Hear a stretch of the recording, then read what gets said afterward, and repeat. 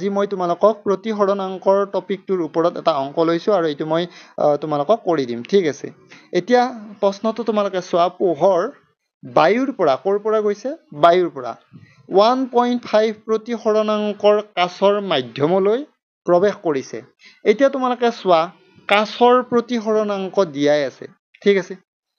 আমাৰ কাচৰ প্ৰতিহৰণাংক দিয়াই আছে প্ৰতিহৰণাংকক আমি কিহেৰে বুজাও কোৱা এনেৰে বুজাও ঠিক আছে এতিয়া প্ৰতিহৰণাংক কাৰ দিয়া আছে গ্লাছৰ দিয়া আছে তো সেইকাৰণে জি লিখিলো এন মানে প্ৰতিহৰণাংক জি মানে হ'ব গ্লাছ মানে গ্লাছৰ প্ৰতিহৰণাংক দিয়া আছে কিমান 1.5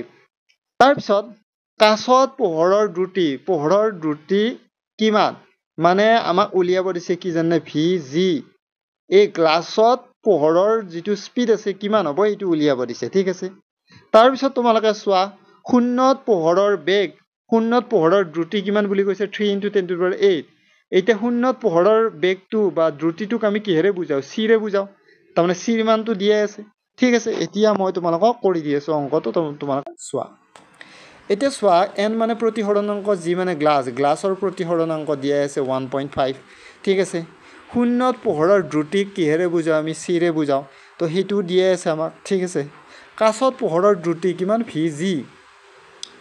জি বুলি নিলিখিলেও কথা নাই কাচত পোহৰৰ দ্ৰুতি কি হয় যে গ্লাছত তোমালোকৰ পোহৰৰ যেটো স্পিড আছে কিমান হয় সেইটো উলিয়াব লাগে তো এতিয়া তোমালোকে জানা প্ৰতিহৰণাংক মাধ্যমটোৰ প্ৰতিহৰণাংক = c/v এইটো সূত্ৰ তোমালোকে অলৰেডি মই কৰিয়ে দিছো তো এতিয়া প্ৰতিহৰণাংক জানা গ্লাছৰ 1.5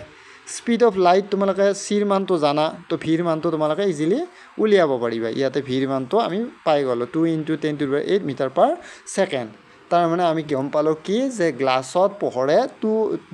* 10⁸ মিটাৰ/সেকেন্ডৰে গতি কৰে মানে সেকেন্ডত 2 লাখ কিলোমিটাৰ গতি কৰে তো এইটো আছিল অংক আমাৰ ঠিক আছে